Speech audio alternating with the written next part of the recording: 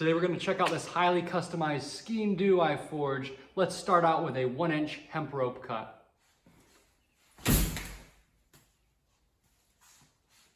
All right, that was fun. Well, let's get into it. And really I'm going to use that cut as a segue to talk about our blade here. Now this blade is only 3 3/4 inches, and you can see it's a dagger style blade design, tapering on either side fairly evenly to the tip.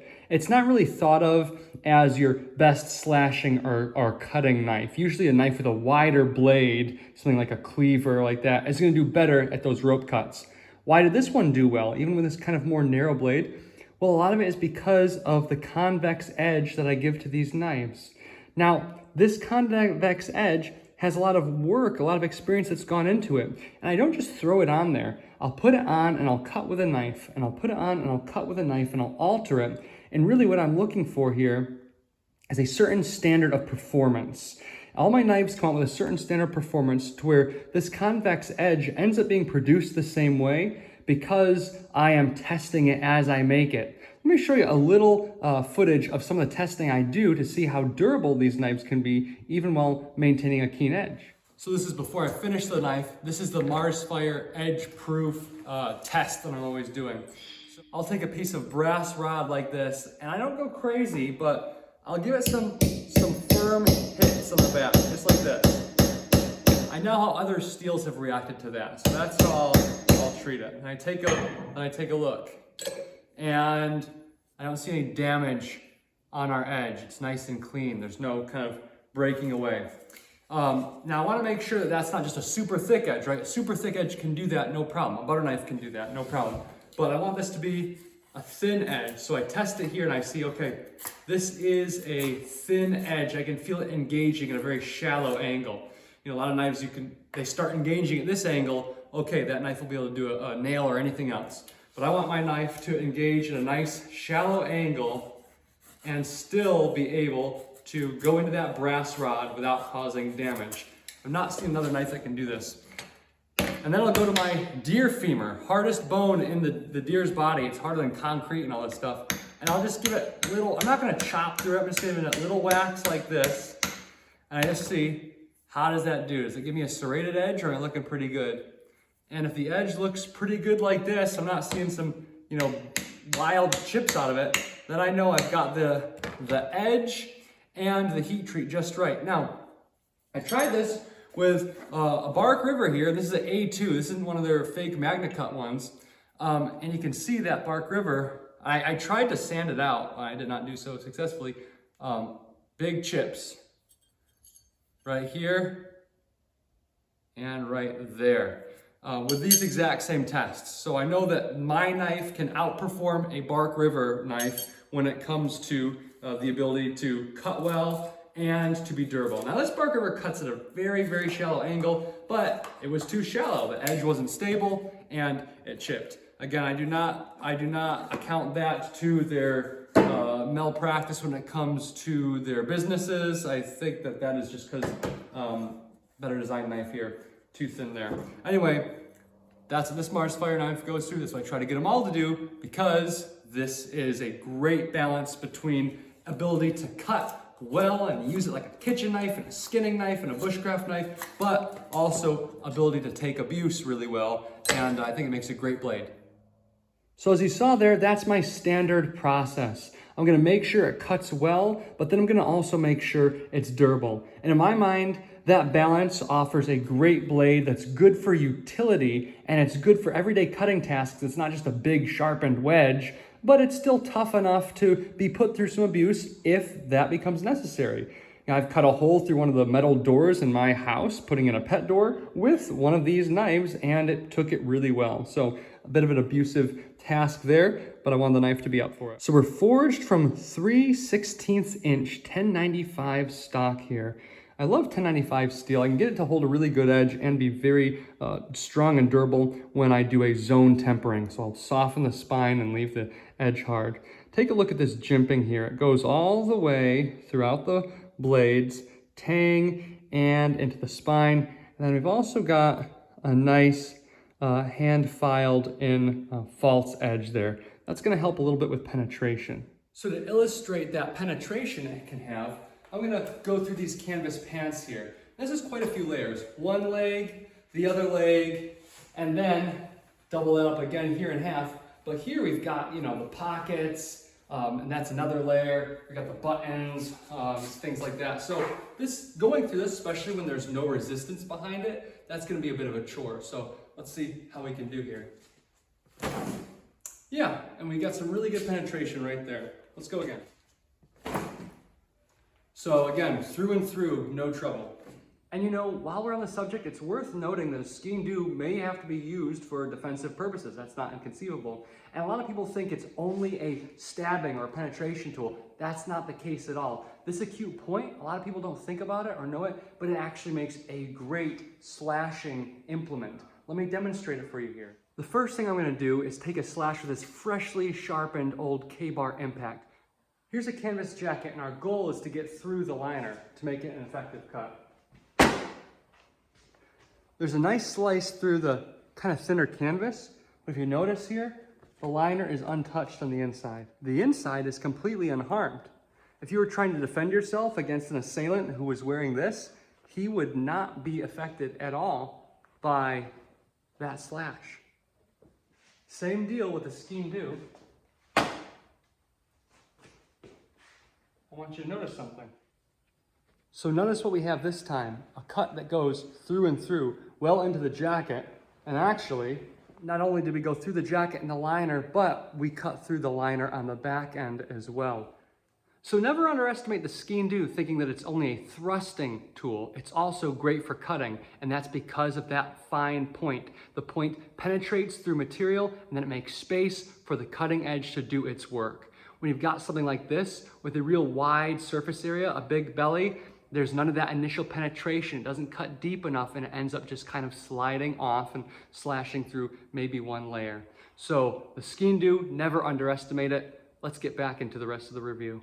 All right, so we've seen the blade shape and edge geometry. Let's talk a little bit about these serrations here. Now, guys, every time I hear someone say serrations, they say it cuts through fibrous material, coarse material. That has just not been my experience. In my experience, it actually catches on fibrous and coarse material, and what it does a great job cutting through is smooth material. And what I mean is this, the skin on a tomato. Sometimes if your knife isn't razor sharp, it slides off the skin on a tomato. When you've got the extra peaks and valleys of the serrations here, they slit right through that skin, and then it makes space for the blades to work its way through. Same thing with like saran wrap covering meat or something like that when you're working in the kitchen. Sometimes, if your knife isn't razor sharp, it can slide off that stuff. But with serrations, again, the peaks and valleys, the extra surface area, they make that initial cut you need, and you can slide right through. So I find that serrations are great for starting cuts on a smooth material and a thin membrane. That is really where they shine. But I really like the ones I do. They're not jagged, they're nice and rounded, they stay sharp, and they do a great job, again, starting cuts like that. Let's talk about this guard here. It's my favorite part of this knife. I'm really glad the customer asked for it.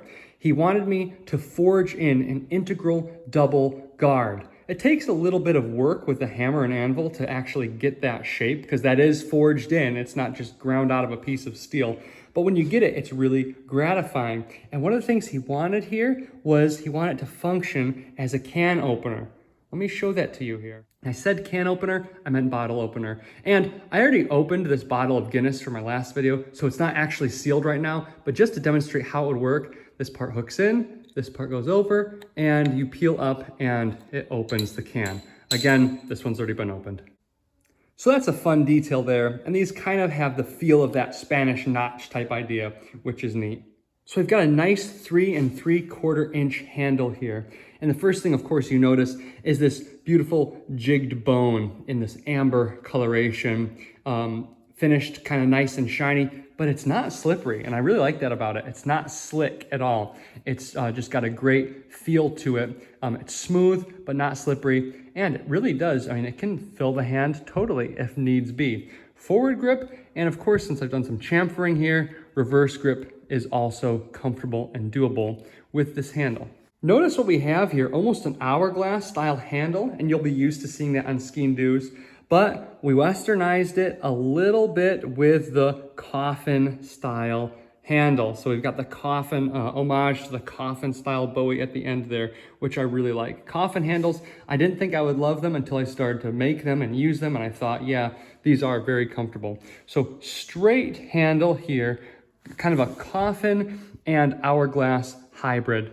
Notice also our full distal taper. So we're thinnest here, thickest right here in the center, and tapering again to the tip. One of the hallmarks of a hand-forged knife, and yes, this was forged right on this anvil right here. Now, a lot of people are really loving these sheaths I do, which I've been really appreciative of. What this is a Kydex sheath, but it's been permanently bonded with leather. So you get the feel and look of leather. You get the quietness of leather. It's not super loud and scratchy when it rubs against things. It's not scratching up or cutting up kind of the things around you like maybe Kydex could. It's not that much harder, but Kydex could cause a scratch where leather doesn't. And I just really like this design. So we've got full retention. You know, the blade's never gonna come out, and that's the advantage of Kydex, but again, the look and feel of leather. The other huge advantage we have from Kydex is just the versatility of mounting it. You know, this is connected by a Chicago rivet. I'll show you how I recommend wearing this in a moment, but you could do anything with this. You could put on a traditional belt loop on the back. I've done that before. You could run paracord through it, attach it to a pack, a bag, a strap, LBE, or a belt. However you want to do it. You could put a clip on there. You could pocket carry this. I can set this up any way you like because it has all that great versatility of Kydex, but again, with a nice look of leather. Sideways on the belt is just a terrific way to wear these. Your body moves along these lines like this, right? This is how your flexibility goes, and you're sitting down, and what you don't need is an object poking this way, right? That's a pinch point or a poking point. When you sit down, that pokes into your seat. Right? All these sorts of things don't really work well, but when something is horizontal with your body, it works really well. So I can get to this when I'm seated very easily, and I can do whittling, whatever I need to do. I can get into that when I'm in my car, if I want to do that. There's none of this. This range of motion is very uncomfortable, especially when seated. When you're here, you don't have much movement left in that shoulder to pull up further, so it's just really nice to draw a knife just like that. So easy to carry, and it's very concealable. When you've got a shirt on, it doesn't have to show. You want it to show because you need that to be legal, that's fine. You can put your shirt around it or tuck your shirt in. But if you don't want it to show, that's also fine. Just put your shirt over it, and it does not print. You can't really see it. You never know it's there. I've forgotten I have these types of knives on many times until you need it. You're cooking dinner, you're peeling an apple, you're splitting an apple, you're coring an apple, you're doing something with an apple. You've got your knife right there, ready to go. Well, I hope you all enjoyed that review and a little bit of the demonstration, some of the philosophy behind the build we've talked about today. I appreciate you watching. I've really been pleasantly surprised to see the channel growing, more people interested in this sort of thing and custom handmade knives. That makes me really glad to see. So thank you very much for the support and for the comments.